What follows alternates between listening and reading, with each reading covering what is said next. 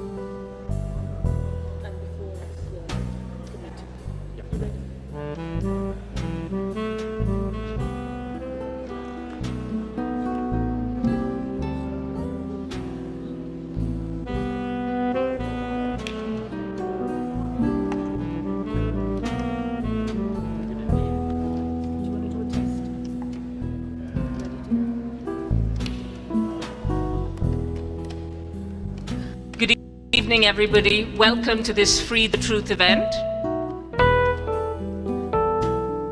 Please do come in, take a seat. We're just about to start.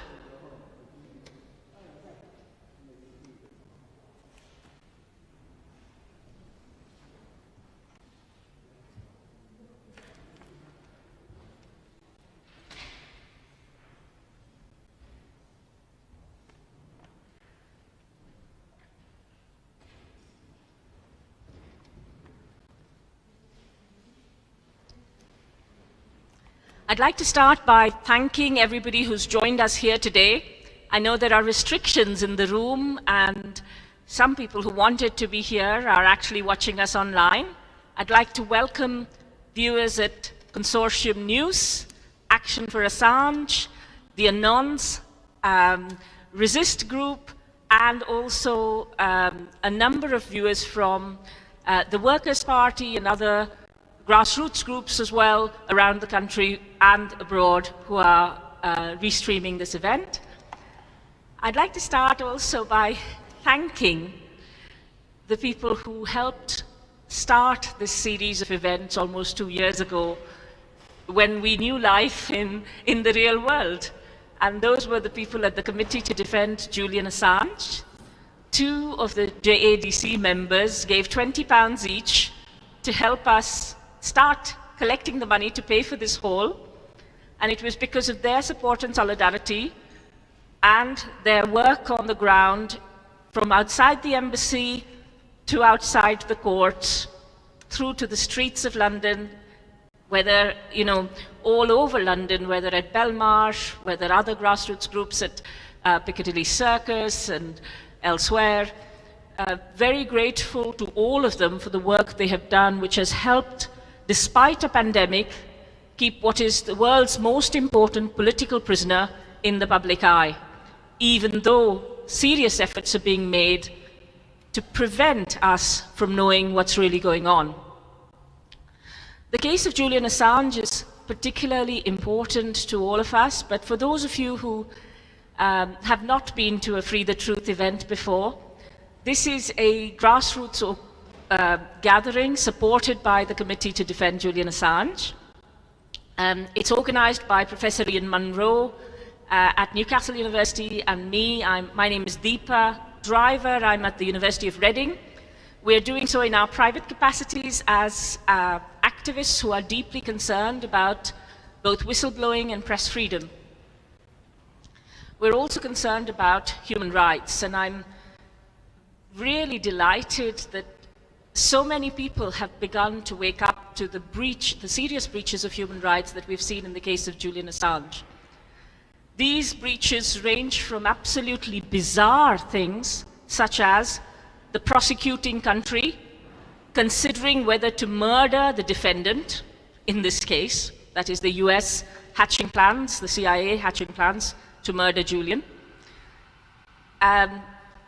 Serious breaches of what we call attorney-client privilege and also medical confidentiality, sustained, intentional, and carried out over several years with the complicity of different states, where Julian was surveilled in the embassy, smeared, his case was kept in limbo intentionally, as we know from freedom of information requests gathered by the wonderful Italian journalist Stefania Maurizi. We know that Keir Starmer's CPS, closer to home, was involved in ensuring that justice was not served.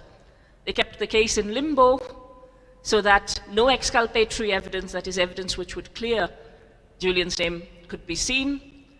They said, don't you dare get cold feet when the other side wanted to drop the case. And they continued to say that Julian did all kinds of awful things.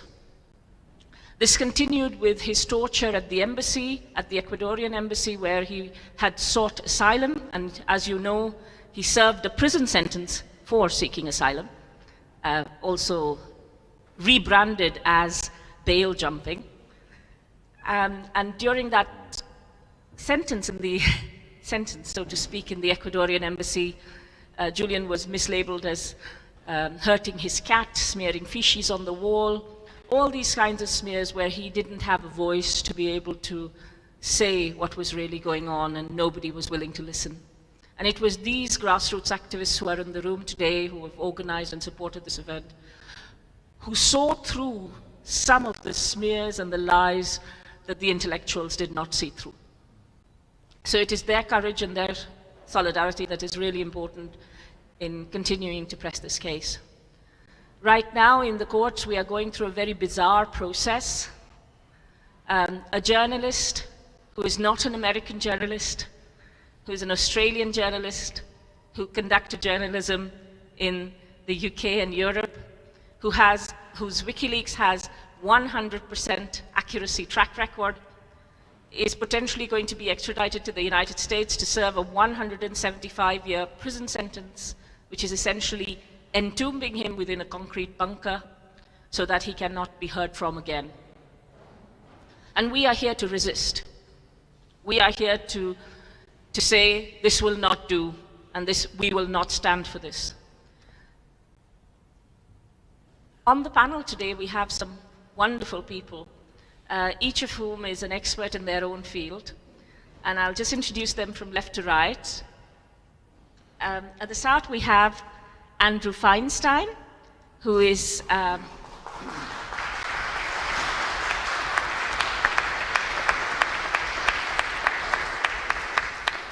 globally known for his work on the arms trade. He heads an organization called Shadow World Investigations. And Andrew's done so much to reveal what's going on behind the scenes and done it so courageously in so many ways.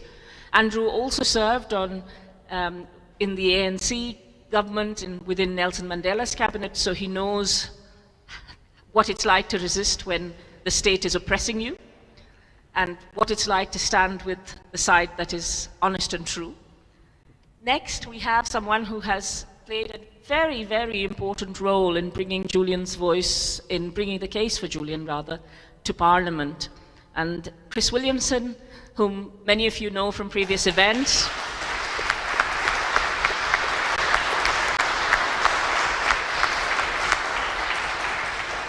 and who is very well loved here, was responsible for bringing the first motion in relation to Julian in Parliament.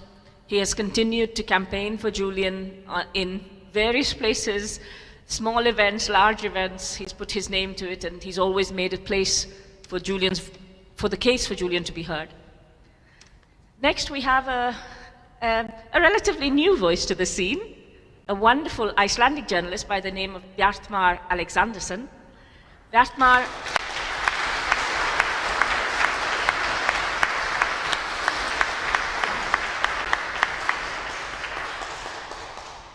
as you may all know, Bjartmar wrote that fantastic piece and did the extensive legwork that went behind it in relation to Siggi Ingi Thordarson, who is the Icelandic witness in Julian's case that the FBI have I mean, the easiest way to put it is bribed into misrepresenting what Julian did. And I'm hoping that Bjartmar will tell us a little bit more about his investigation and what happened. To my left, I have someone whom I greatly respect, Dr. Derek Summerfield. Derek is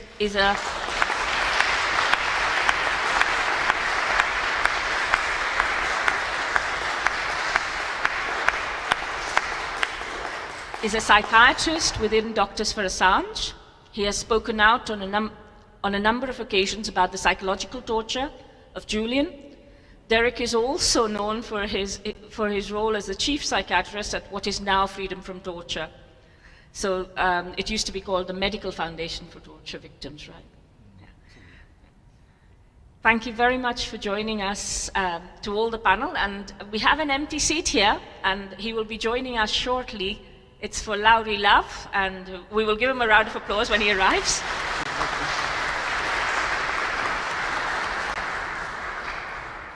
Lauri needs little introduction. He is the hacktivist and information scientist who used his skills to speak up for those who are oppressed, those who are poor, and was very instrumental within the Occupy campaign. I'd also like to introduce a couple of people who are in the audience whose work has been crucial to having these events. I'm sorry for the long introductions, but one of them is sitting right at the front. It's Somerset Bean, who's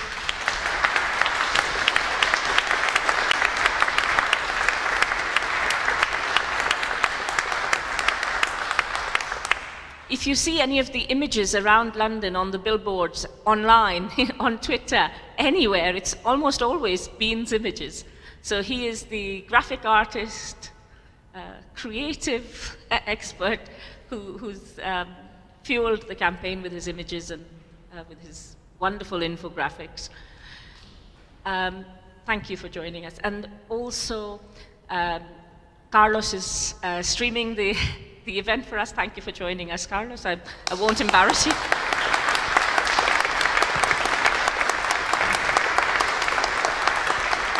So as you can see, Carlos is capturing images, so please make yourself scarce upstairs if you don't want to be caught on this screen. But just to warn you in advance. I'd now like to welcome Emmy Butlin, whom all of you know, everybody knows Emmy, to tell us a little bit about what the campaign to defend Julian Assange does.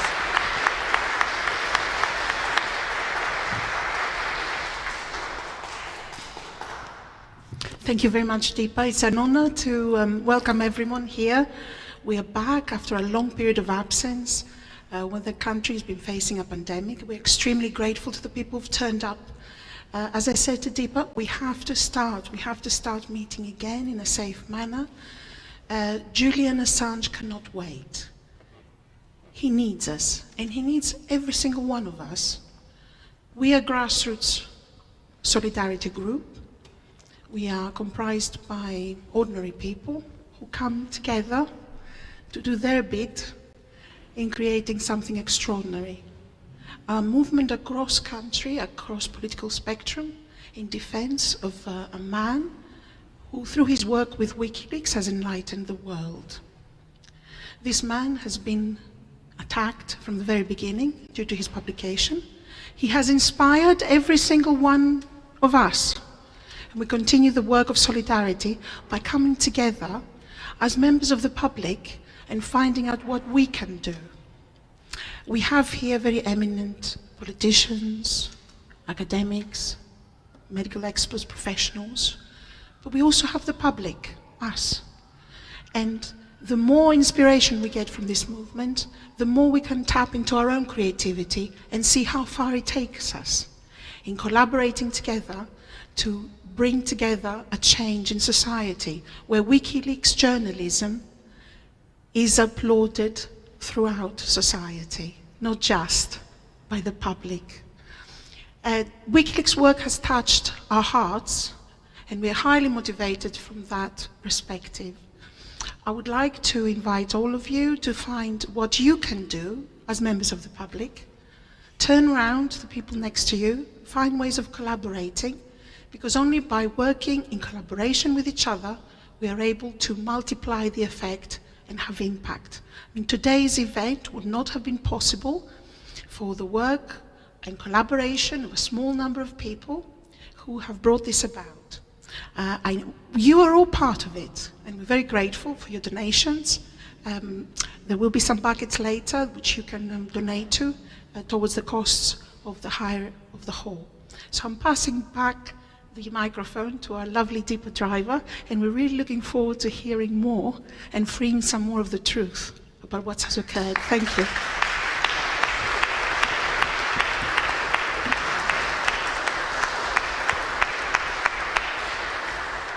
Thank you. I'm now going to invite Bjartmar, who's put out the latest scoop in relation to the Assange case, and to tell us a little bit about the key witness in the FBI's prosecution against Assange, why he's important, who he is, and what Bjartmar found out about his testimony and about him.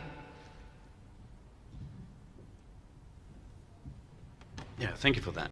Yeah, my name is, I always say to these people, my name is Bjartmar Alexanderson, or full name Bjartmar Oddur Þeyr Alexanderson. Yeah, it's a long Icelandic Viking name. Talked to my parents about that.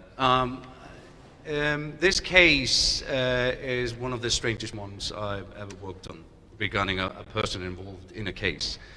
Even for Icelandic standards, and trust me, we won't. It's the main witness in the FBI case against Julian Assange is named Sigurður Þórðarson. And before he changed his name, as many criminals do in Iceland, his name was Sigurður Ingi Þórðarson. And he is one of the most famous con artists in Iceland. Everybody knows this guy.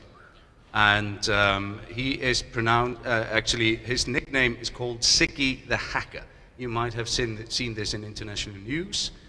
But according to my research, he has no hacking ability whatsoever. He actually needed the assistance of the FBI to get a video downloaded from a mobile phone. We have that email. So he is a con artist that is on a high level, only using this nickname to scare people. And there are certain people he likes to scare. And that are his victims, which he sexually abused. Almost 15 of them, minors. Which only 9 went to court, which he was convicted for. There were 15 boys underage, and one of these individuals actually committed suicide after his case did not go to court.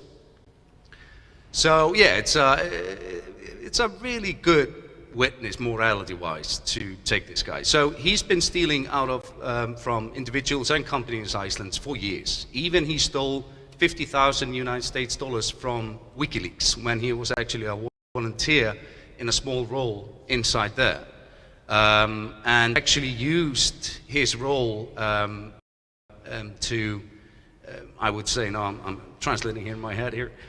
He actually used his role to push his ego up, even to get his victims to meet him. And the thing is here, he's been convicted of everything of this. And now he's actually in Icelandic prison. He was 4 weeks ago, he was put in of the maximum security prison in Iceland. The police asked for a very certain detailed law that's not often used, which is used for serial offenders.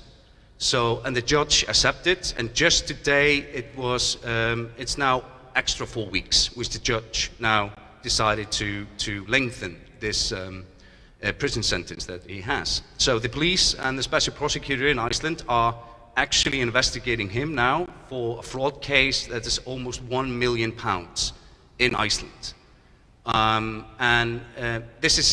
He's on a crime spree while he actually has FBI immunity agreement with the FBI, which he was given back in 2019.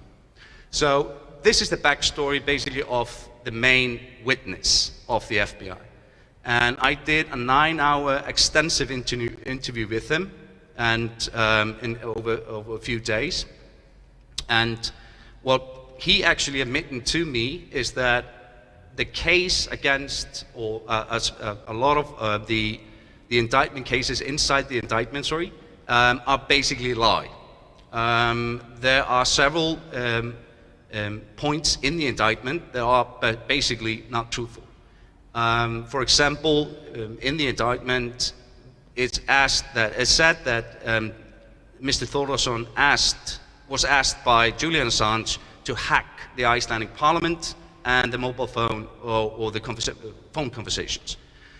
Well, this is a lie, and we actually could prove that when we put that in print. And there are many other occasions in the indictment which cannot be proven and also is basically a lie. And why this is important? Well, legally, it's kind of bad to put a lie in an indictment and go to court with it in any case. So being the prosecutor in this case, I wouldn't want to be him. And what you see is just a small speck of everything that's been happening to Julian. It's plenty of it. And but Mr. Thordarson plays a huge role in the case against him because he is the main witness of transforming Julian from a journalist to a hacker. And that's why his testimony is so important. Of all the people who are working as volunteers or members of staff for WikiLeaks, not a single person had come forward with the same testimony as Sigurður Þórðarson. So it makes you wonder that the only individual who actually the FBI could put in writing with his testimony that Julian Assange was a hacker and not a journalist. Well, it makes you wonder how strong the case is if you have to find a con artist and a pedophile to do so. So it's...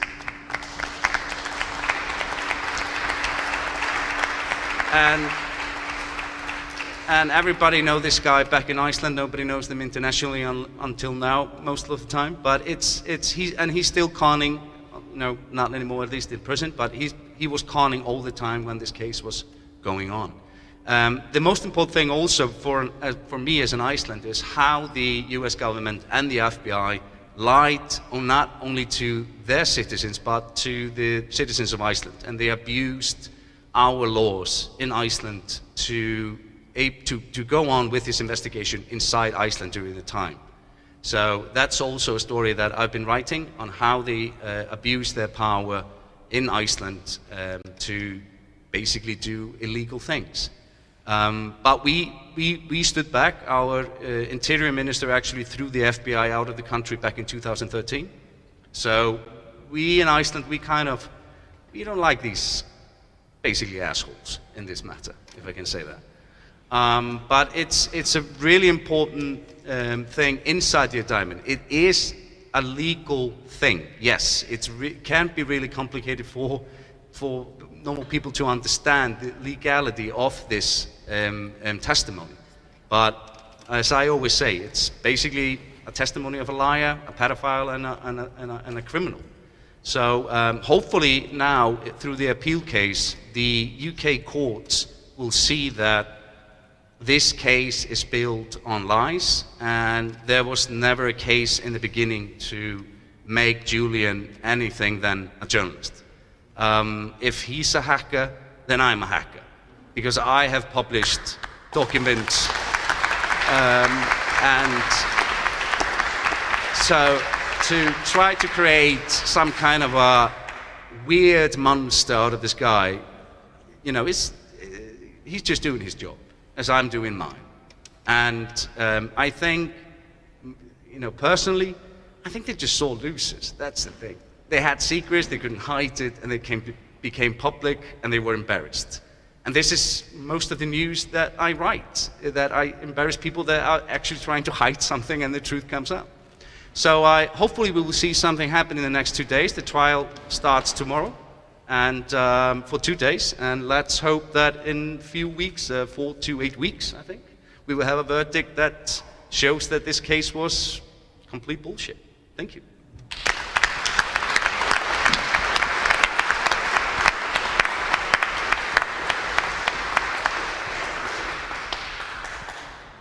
Thank you. Thank you for a very important, I would say, testimony, because I think it's important for us to hear this from the people who are doing the work to uncover what's really going on. So thank you very much, Bjartmar.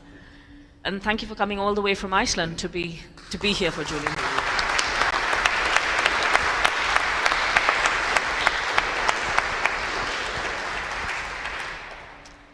Bjartmar talked about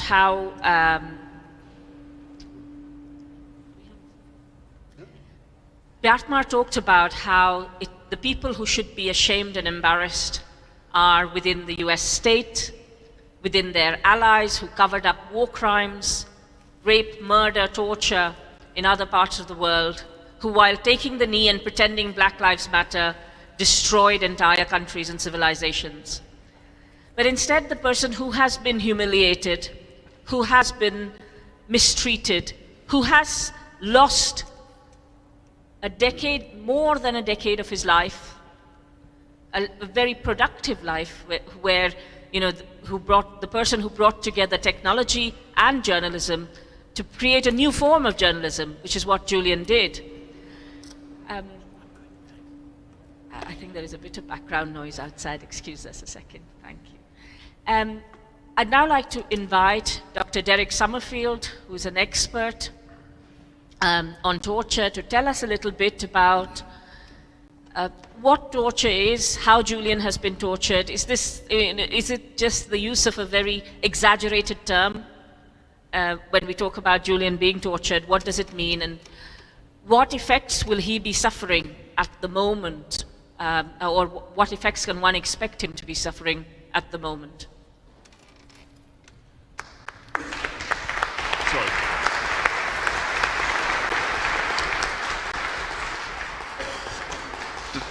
Thanks, Deepa. Just to set the scene, if I may, which is that we're talking about a particular Western citizen who has been a revealer of truths about the lies to us, about the war on terror, about the war crimes, and spying on us.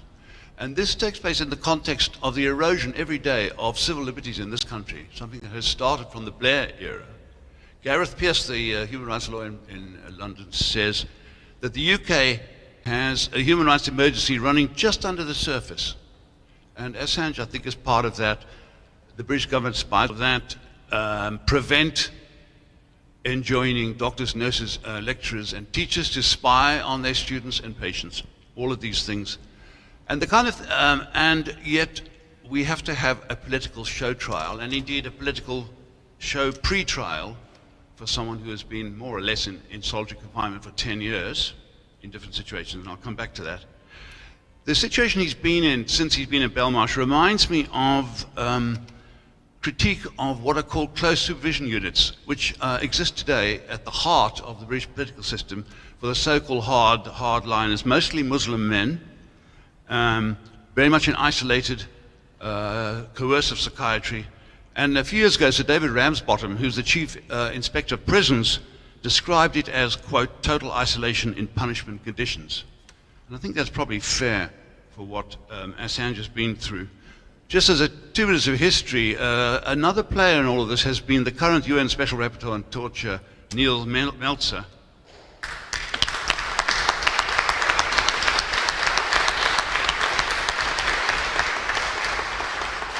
I presume he's not here. No?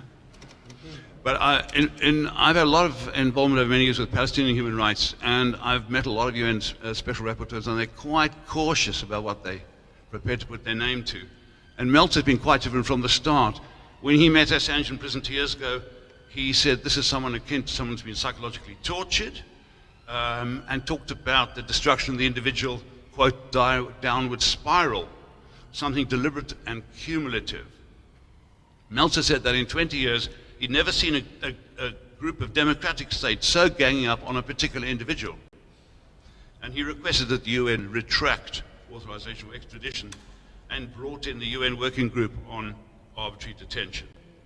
As you know, the British government has abandoned him, as has the Australian government, the country of his birth, of his citizenship, and have responded to nothing. We've done to multiple calls by well-heeled signatories around the world, and Noam Chomsky, and that sort of thing. So where are we with him? Total isolation and punishment conditions. I might note the solitary confinement is associated with a longer-term higher death rate for various reasons. And what he's been going through, obviously, as we could all imagine, is persistent attacks on all of our social needs for privacy, dignity, social connection, personal identity issues. You know, the constant shaming, vilification, and he couldn't speak back, hopelessness, helplessness, fear, anxiety, all the things we can imagine, which are indefinite and which must be no more assuaged now than they were a few years ago on the eve of this hearing tomorrow, as well as sort of sensory deprivation, surveillance, decreased access to lawyers, a scandal in itself, and spying on the lawyers. There's a sense in which this is it's been a kind of long drawn out hand drawing and quartering, as they had in the Middle Ages, where the execution of someone was preceded by various sort of grotesque punishments and mutilations, which drew it out into this long process. So that's sort of where we are. As Tariq Ali said the other day, everyone knows this stuff is true. I mean, no one's saying it's not true. You know? And millions have died, millions. Huh? Non-Westerners have died. It's funny to think about that. What Assange reminds us of is that these millions of people have been mere feathers in the weight that they bear on the scales by which the US and the UK and others measure their interests in the Middle East. That. If we lose this, I don't know. And so he stands as a sort of unique truth teller, really. I mean, there have been a number of truth tellers around. Noam Chomsky at a different level as a truth teller, these sort of people. But we see what happens to truth tellers in the current age of so-called Western liberal democracy.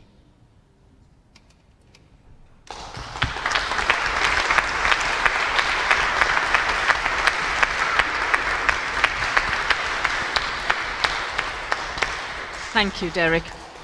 I'd like to now invite Chris Williamson to say a few words about Julian's case. Yes, of course. No, thanks very much indeed, Deepa. And first, let me say it's great to be sharing a platform with a proper journalist, because we've been definitely let down in this country by journalists. And so let me start really by paying tribute to you, Deepa, for your tireless work in Julian's behalf, and of course the Julian Assange Defence Committee too, who've been relentless in fighting Julian's corner from the very start. People like Emmy Butlin, who we've heard from already, Clara Campos, and of course Fidel Neves, the former consul at the Ecuadorian embassy. They've demonstrated what solidarity really means. Look, I'm sure we'd all agree here that Julian Assange is an inspiration to the world and a role model for others to follow. But let's be clear, he's been betrayed by this country, betrayed by the politicians on both sides of the House of Commons chamber, betrayed by the journalists who work for the corporate media, and betrayed by a judicial system that serves the interests of war criminals and corporate crooks instead of the interests of justice. Julian's treatment by the British establishment is nothing short of an international outrage. It's brought shame on our country. And of course, it's being done, let's remember, it's being done in our name, because we're supposed to live in a democracy, aren't we? So it shames all of us too. But I object and I reject the system that's incarcerated a journalist for telling the truth, for exposing sickening war crimes and corporate corruption. How dare Dominic Raab accuse China of gross and egregious human rights abuses when that's precisely what his government's doing to Julian Assange? The hypocrisy is absolutely breathtaking, and I'm sick to death of listening to ministers castigating countries like Russia, China and Iran when they're either unwilling or incapable of getting their own house in order here in Britain. And what about the leader of the official opposition? Sir Keir Starmer. As a knight of the realm, he's a pillar of the establishment. And when he was the director of public prosecutions, he did his level best to get Julian extradited to Sweden on trumped-up charges. And I've got to say, I'm very sad that even Jeremy Corbyn said he didn't object to the attempted extradition to Sweden. And the right-wing Labour MP, Stella Creasy, positively revelled in the feeding frenzy. She even persuaded more than 70 parliamentarians to sign a letter to the Home Secretary in April 2019. 56 of these characters were Labour MPs and peers, and 9 others had recently resigned the Labour whip to join the ill-fated Change UK, otherwise known as the Funny Tinge Party. Creasy was insisting on Julian's extradition to Sweden, and her parliamentary missive to Sajid Javid urged him to, and I quote, "do everything you can to champion action that will ensure that Julian Assange can be extradited to Sweden." But look, all of these politicians, all of these parliamentarians knew that the extradition to Sweden was just a pretext. They knew the idea was to get Julian extradited to Sweden so that he could then be extradited to the US. Why was I the only MP pushing Julian's case? Where were the other MPs? Where were the MPs? Where were the MPs who claimed to champion free speech? Where were the MPs who bang on about a free press?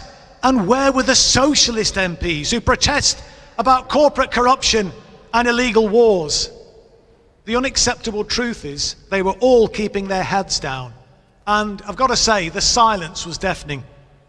Now, I'm obviously pleased that some MPs are at last speaking out.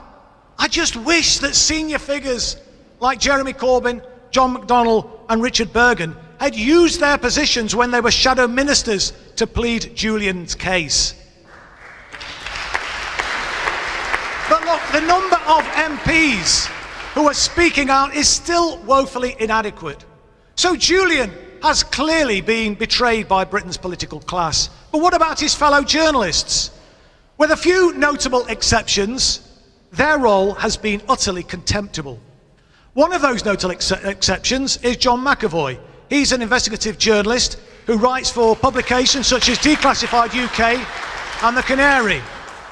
He recently highlighted the deathly silence of journalists who'd previously mocked Julian, but then said nothing about the shocking revelations, and they really were shocking revelations, that the CIA were plotting to kidnap and assassinate him. Apparently Mike Pompeo wanted revenge after WikiLeaks published the Vault 7 files in 2017. This, as I'm sure you're aware, was the largest leak in CIA history, and it revealed how UK agencies had held workshops with the CIA to find ways to hack into the household devices of every citizen in the United Kingdom. Why didn't the Fourth Estate call out this clear abuse of power? And why hasn't there been wall-to-wall media coverage of the CIA's covert plans to murder an award-winning journalist on British soil? It's an absolute disgrace and an outrage. I mean, you know, it's astonishing, isn't it, that it's hardly been mentioned by the corporate media. And when John McAvoy was looking into the coverage of Julian Assange earlier this month, he discovered that the BBC, which has one of the world's most read news outlets, had only mentioned it once. And that was on the Somali language section of the BBC website. Of course, the story did appear a couple of times in The Guardian after it first broke, although to put that into perspective, the week after Alexei Navalny was reportedly poisoned by the Russian government, The Guardian published 16 separate stories on the issue, including video reports and opinion pieces. But stories that embarrass Western intelligence services are invariably played down or ignored altogether by the corporate media. Thankfully though, independent outlets like Declassified UK, The Canary and The Grey Zone still have some journalistic integrity. The independent media are the only ones who are still prepared to pick up the cudgels on our behalf. And it was the Grey Zone that first provided the evidence of a CIA-linked proposal to kidnap and poison Julian in May 2020. And of course it was a similar tale we've just heard when in June this year a key prosecution witness admitted that his entire testimony against Julian was false. Now that was an explosive revelation. Yet the corporate media has hardly given it any coverage at all. Anyone who doubted the corporate media's role as a mouthpiece for the establishment must have surely been disabused of those doubts by the way in which Julian's case has been reported. These corporate media hacks have brought their profession into total disrepute. They prove themselves to be nothing more than stenographers for the security services. Fearless journalists, they ain't. And here's just a few examples of the ridiculing reportage to which John McAvoy was referring. Now, it's almost 4 years since The Guardian's James Ball claimed, and I'm quoting him now, the only barrier to Julian Assange leaving Ecuador's embassy is pride, apparently. He also said that Julian was unlikely to face prosecution in the United States. And 2 months later, he said, Julian was being treated like a grounded teen. He should hold his hands up and leave the embassy. Another corporate media hack was also dismissive about Julian's plight. In a piece by Marina Hyde, she wrote in The Guardian in 2017 that the moral of the Assange story was wait long enough and bad stuff goes away. Hyde concluded her sneering story with a sarcastic comment that Captain WikiLeaks will get out of pretend jail eventually. And of course, the insults and ridiculing have been relentless. When Julian sought political asylum in 2012, Suzanne Moore said this: I bet Assange is stuffing himself full of flattened guinea pigs. He really is the most massive turd. And let me quote what she said in an article for the New Statesman after Julian was arrested in 2019. She referred to him as a demented-looking gnome being pulled out of the Ecuadorian embassy by the secret police of the deep state, or the Met, as normal people call them. Incredibly, this horrendous hack won the Orwell Prize for Journalism the same year. I mean, it's hard to believe, isn't it? For what was described as her stubborn and brave commentary. But unlike Julian's work, there's nothing remotely brave about this cynical character's scribblings. Never mind the Orwell Prize for Journalism, she's more like a functionary from the Ministry of Truth. I just wonder what George Orwell would make of her if he was alive today.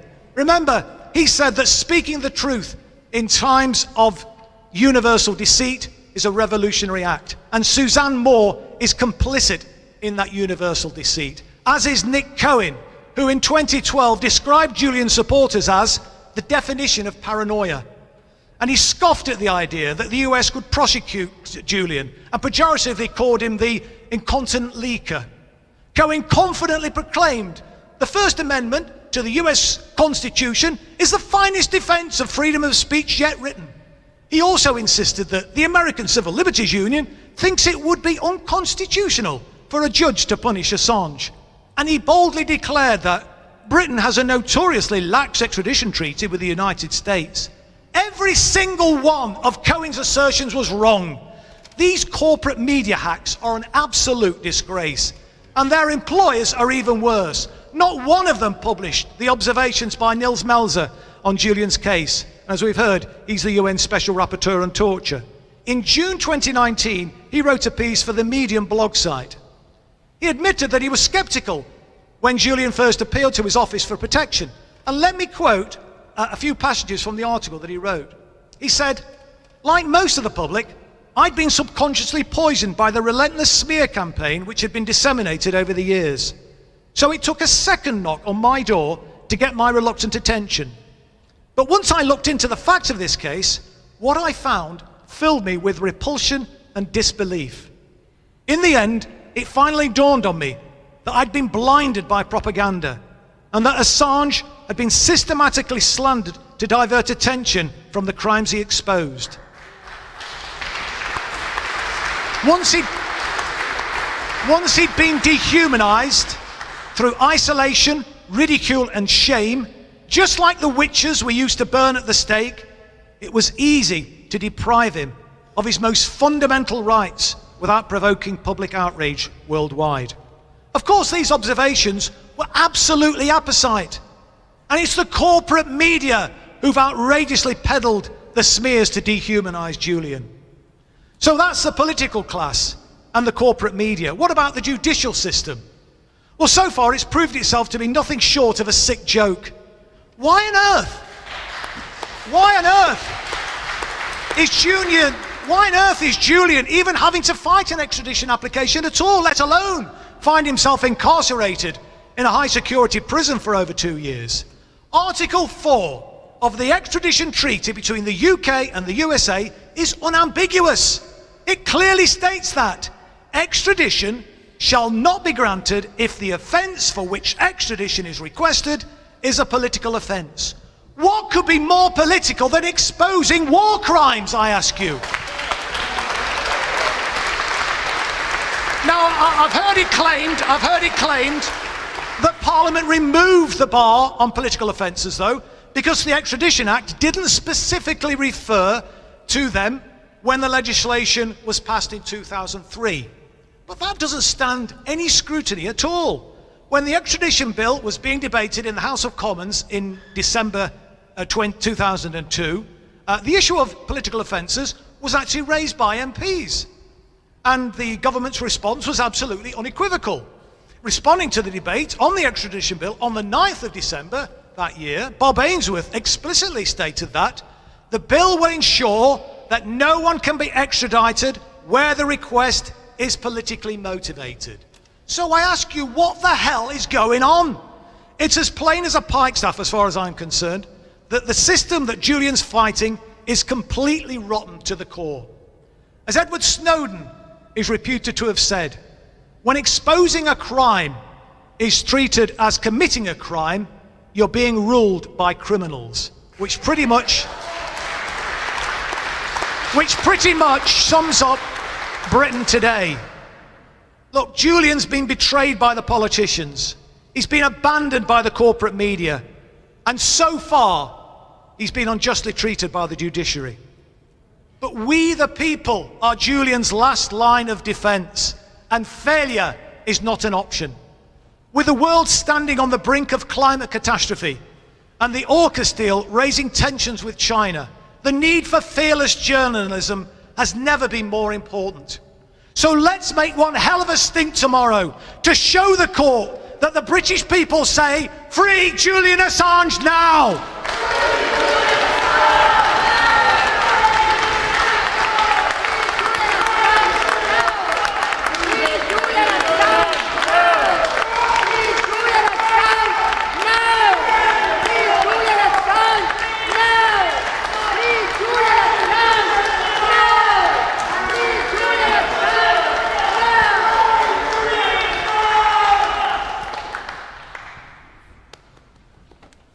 For that very inspiring speech, Chris. And if there's a revolution, Chris is always at the head.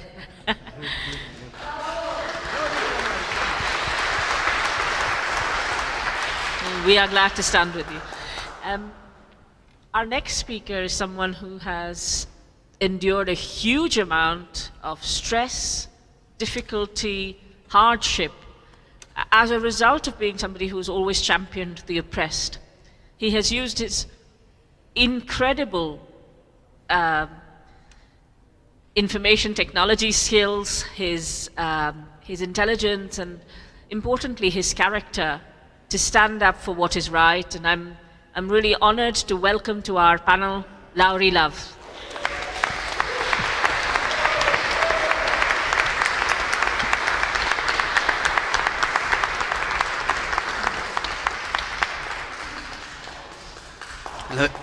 Hello everybody, can you hear me? So firstly, apologies for being somewhat delayed. Traffic and other things conspired to make me later than I planned to be. I'm thankful to be invited and honoured to be sitting amongst such distinguished individuals and, may I say, comrades. And to paraphrase Oscar Wilde, aka hacker, I am a hacker, I do not deny it, I claim it with pride. As I define a hacker to be someone who sees technology not just as a product that is given to them in a way that it was designed by another to serve some other purpose, but as an open possibility to be taken apart, put back together in new and interesting ways to change the world, hopefully for good. And it was in that spirit of the hacker as one who can forge a path in the frontiers of a world that's ever-changing because of technology, that I joined the internet at a tender early age in the 90s, and was inspired by the likes of Julian Assange, by the likes of John Perry Barlow, who wrote the Declaration of Independence of Cyberspace, which is too long, so I'd love to read it in full, but we don't have time. But the basic thesis was that there is a new world, a new digital world, where everyone is brought together, everyone has in potential an equal footing, an equal ability to associate, to exercise freedom of speech, to enrich themselves through access of information, and to dream, and by dreaming bring about a different world. And that this new space, this new cyberspace, must be free from the anchors that have weighed down societies, the agenda, the limitations of region, factionalism, divisions of ethnicity, language, religion, and mundane politics, and greed. And so these people, these pioneers, some of them called cypherpunks because they used the science of cryptography, ciphers and beyond ciphers, the ability to design systems so that there isn't a need to trust, there isn't a need to depend on powers and authorities being benevolent and being in our best interest, that we can take the power into our own hands to communicate one with another securely, to create our own infrastructure for the collection and dissemination of information. And so Julian Assange inspired me through his early work in cryptography, but obviously through WikiLeaks, when, as we all know, they broke through the mold, the restrictions of a press that has unfortunately become suborned and secondary and subverted and corrupted by power and influence, Faustian pact for access or to have a comfortable life, or because of the groupthink that comes out of them being a very specialized class, shall we say, that is exclusive of many different people. But you've heard of that from much better people than me. I will salute my comrade Chris Williamson, who I met at the Rebel Tent at the Beautiful Days Festival, before he had been drummed out of the Labour Party for standing up for the rights of the Palestinian people. And so he knows firsthand what it's like for media to be complicit in a campaign of bad faith, an innuendo and a taboo. This is what we see against Julian Assange. My personal story in this connection began with the tragic event that we are trying to prevent here, which is the avoidable loss of life of a courageous truth-teller by the name of Aaron Swartz, who was a young internet wunderkind in the United States, who helped design some of the protocols that we still use on the web today, RSS, but then went into activism, not maybe out of predilection or because he wanted to be involved in politics, but out of a sense of necessity, because he wanted to, again, bring about this better world through the internet. And he helped stand up against some bad legislation that the United States Congress was bringing in to curtail internet freedoms and to empower the copyright cartel and the security industries to undermine users' rights. And because he was so successful, because he had been associated with creating technologies to enable whistleblowing, to enable the conveying of information securely to outlets such as WikiLeaks, technology we now call Secure Drop, that is used all over the world. They had a pretext to arrest him for downloading scientific journal articles from a library computer system at MIT. And he was hounded to death by an overzealous prosecutor, and because he was in the bad books of people in power that wanted to make an example of someone so that others would not be so courageous, because he had been an inspiration to others. So it was after Aaron Swartz's death that there there was a campaign on the internet, a hacktivist campaign, shall we say, under the banner and branding of Anonymous, trying to make, shall we say, a forced point through the exercise of political speech, through means and methods considered outside of the acceptable ones, but non-destructively, but certainly getting a message out there on various government computer websites, saying that something has to change. And just to summarize it, the reason why Aaron was able to be forced into the tragic decision he made to end his own life was because the United States federal justice system, I have to put the air quotes around justice in my head, operates under a coercive plea bargaining system where by 97% of federal criminal defendants do not even see their day in court, do not stand before a jury of their peers to be judged by their peers after an adversarial system of evidence, an argument and contention and findings of fact. Instead, they take a plea bargain, they take an offer they can't refuse, to quote a film about gangsters, because this is a story about gangsters. And the reason they take this offer they can't refuse is because the leeway of the federal criminal sentencing guidelines and the freedom of prosecutors to pile on charges so that they can say, you cooperate with us, you sacrifice your right to a free trial, you turn and you inform upon your comrades, become part of our system of oppression, and we will give you 5 years or 10 years. And if you don't, you'll face 75 years, as Aaron faced for accessing science, 99 years, as I faced for allegedly speaking up about this, and over 100 years, as Julian Assange faces for giving the world evidence of war crimes, of torture, and horrific things done in their name with their tax money, ostensibly in the interests of safeguarding freedom and democracy. And so it was delightfully ironic, as we say in the habit of British understatement, when I found myself potentially subject to that same American injustice system, when, after they failed to bring charges against me in the United Kingdom because I didn't agree to subvert my own use of cryptography, because I believe that people have a right, not only a right, but a responsibility to store data securely against robbers, against abusive partners, and against an abusive state.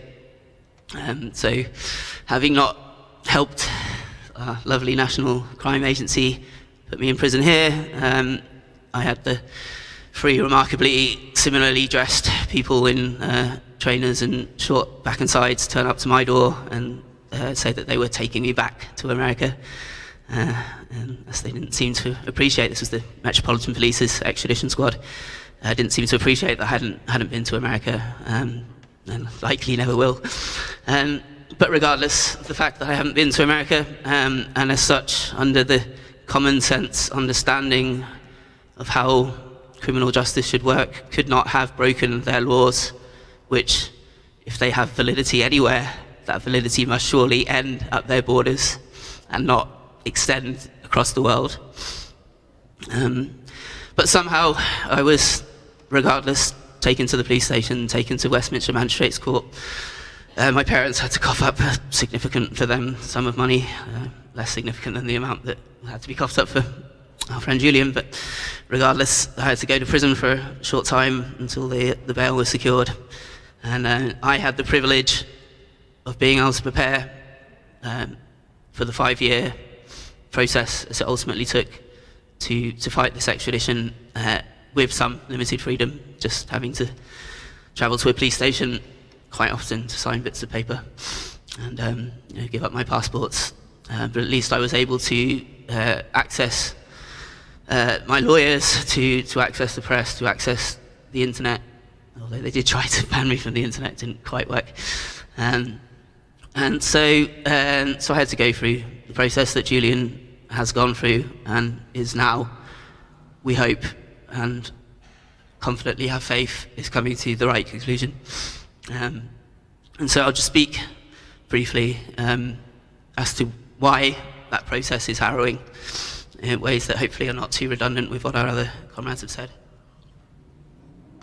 So firstly, we might have this naive expectation from watching so much propaganda we see on the television of law and order programs and other attempts to whitewash and romanticize how justice is run by the state, that when you go to a court, there will be some effort at objectivity and there will be some attempt to have fairness, that there will be a judge whose job is to ensure that there is no foul play, that there is no systematic attempts to distort the truth, and that the process shall be fair, that that justice should be blind, that all should be equal before the law. Unfortunately, this is not the case at the best of times. Certainly not for people that don't have the privilege that I have of being white and sort of middle class sounding and male. But in the case of extradition against the United States, there is not even the pretense of a fair process, because the treaty was renegotiated in the wake of the war on terror, or the war on terra, planet Earth, that was engaged upon by George W. Bush, and Tony Blair, and the other lackeys in the coalition of the willing, but had been the agenda of the people behind those convenient representatives for some time, and continues to be their agenda. And it was renegotiated such that there is no requirement for the United States to prove even the lowest definition of there being an answerable case, which is the legal term of a prima facie case. So on the face of it, that there is evidence to believe that this person has committed a crime in this jurisdiction that should be answerable in this jurisdiction, and therefore the court should have faith that they will receive a fair trial on the other side of that process. Because this requirement was taken away, it meant that I had to sit in that goldfish bowl at Westminster Magistrate Court, as Julian has had to sit and observe a long sequence of lies and distortions and dissimulations be trotted out, and be unable to stand up in frustration, as I saw Julian do, felt very much how I had felt in that situation, the need to say, hold on a minute, it's not even false, it doesn't even make sense what you're saying here, it's not even conceptually cogent, etc. Instead, you have to let the process unfold, and you have to let the arguments be argued that are able to be argued. And because the court will not entertain such obvious arguments already mentioned as the matter of jurisdiction, the jurisdiction in the case of America attempting to try people in their corrupted, unjust criminal courts for actions undertaken while not in their country, is called exorbitant jurisdiction or extraterritorial jurisdiction. It should be an easy reason to throw the case out. The disparity in sentences. To be extradited, there has to be what's called dual criminality. It has to be equally an offence in the requesting country as the requested country. But they do not take into consideration that it's not an equal crime if in this country, for example, for the offences I was accused of, one might receive a custodial sentence of 36 months, whereas in the requesting country, one might expect to spend the rest of their life in a concrete box. This is not equivalent in any way. But that argument could not be argued. It could not be argued, as was mentioned, that this is clearly a political offence.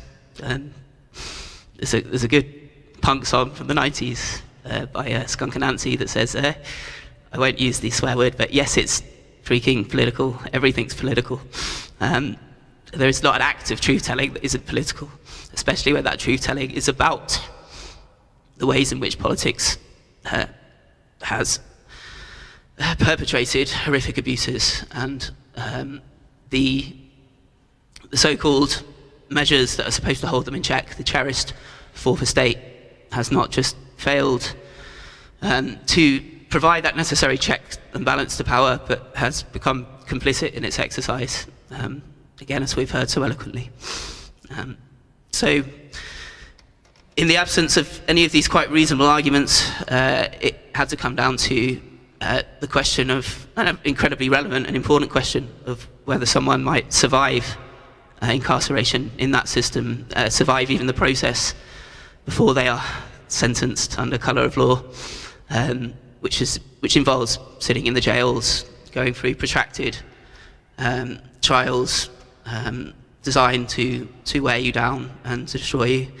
And in my case, the place that I would be expected to go, and the place where Julian would be expected to go if he were to be extradited, is a horrific institution in New York called the Metropolitan Corrections and Detention Center, where people who watch the news may know that someone recently did commit suicide. The infamous Jeffrey Epstein was certainly killed in that institution, despite in my extradition there being great pains taken to suggest that this is a safe place to put someone, that if you are suicidal, quite understandably, because you've been taken away from your country and your family to a place you've never been, to be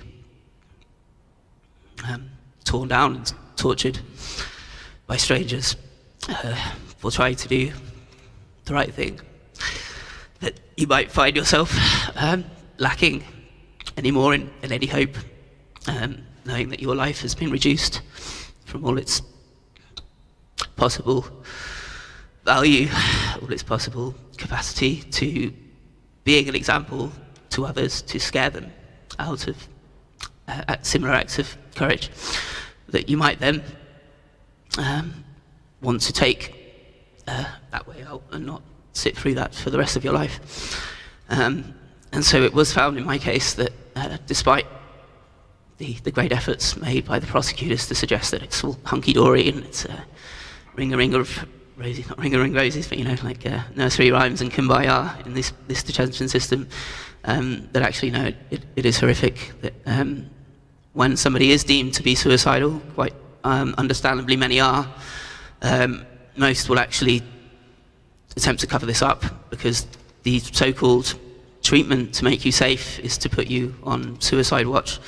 And suicide watch is unfortunately just a euphemism for another kind of solitary confinement, where you are taken away from society, taken away from any group activities, and you are kept in another small cell, not allowed outside, and watched night and day until you find this so torturous that you will make out that you're feeling much better and go back into the general company of the prison. And it is at that point that people sadly effect their suicides, and they do so in numbers that would make you sigh if you were to have had to look into it as I have had to.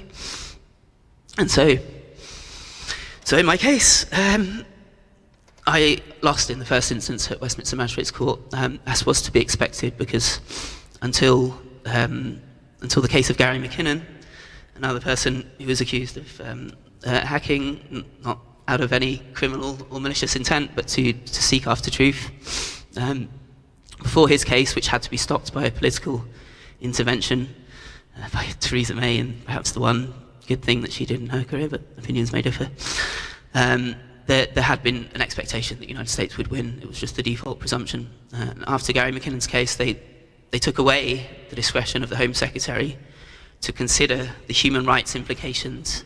And I have to spell this out, and I'm sorry, I won't be much longer, but I have to spell this out because of how Kafkaesque it is.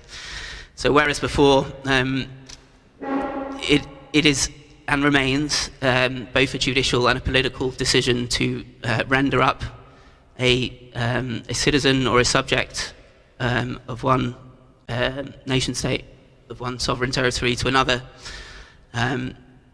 judicial because it requires an assessment, should require an assessment of facts and evidence, and political because it's necessarily a transaction between states. And so the final check was that the Home Secretary would be obliged to make that final, to underwrite that that final decision to put their signature or their stamp on it.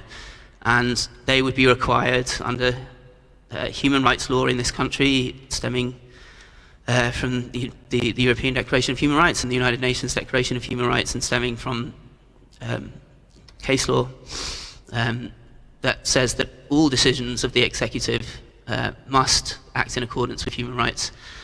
They had to consider whether that somebody's right to life and dignity and other human rights would be infringed by this extradition. And the government took away this requirement, and so we had to write a letter to the Home Secretary, and we received a reply saying, well, I'm very much aware of the circumstances, and unfortunately my hands are tied, and I cannot consider whether the likelihood of you dying as a result of me signing this paper is a reason not to do so.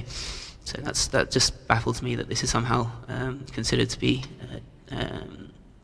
in line with even our unwritten constitution. But we lost, and it went to an appeal, and the only reason we really managed to get it to an appeal, I should say, is because I was supported, and I owe a great debt to not just many people such as yourselves. I mean, many of you said the same people I recognise and I'm thankful to see again, but also because an organisation that was set up by Julian and WikiLeaks in the wake of Edward Snowden's plight and his flight, and being rendered stateless in Moscow after they tried to, well, they successfully took down a plane of a president of another sovereign country in Latin America to try and get him. A fund was raised for him, and an organisation called the Courage Foundation was created to stand up for whistleblowers and people involved in truth-telling.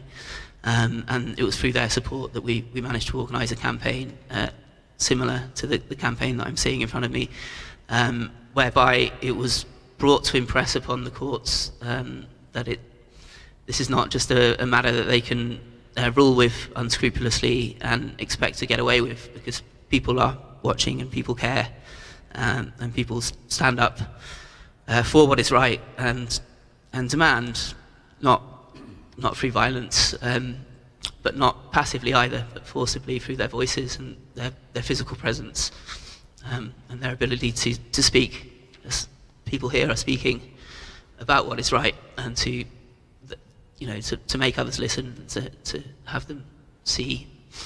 And so after another few more years of harrowing process, before a panel of judges on the Court of Appeals, Mr. Justice Ousley, a cantankerous old gentleman who was so far in the prime of his years that he didn't care about upsetting the whatever special relationship politics might require deference to the United States, and the newly elected Lord Chief Justice of England and Wales, or Judgy McJugsface, as I endearingly call him.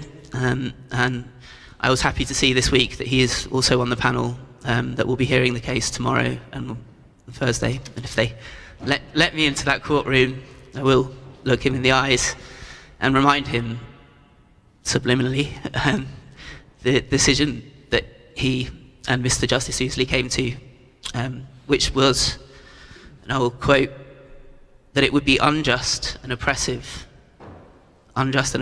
being precise judicial, jurisprudential, quite precise legal language, be unjust and oppressive in light of our obligations under human rights to send someone such as myself, someone, as is now argued, such as Julian, who would face such dehumanizing and torturous conditions, as to make it, in light of our character, our disposition, our history of mental health or mental uniqueness, shall we say,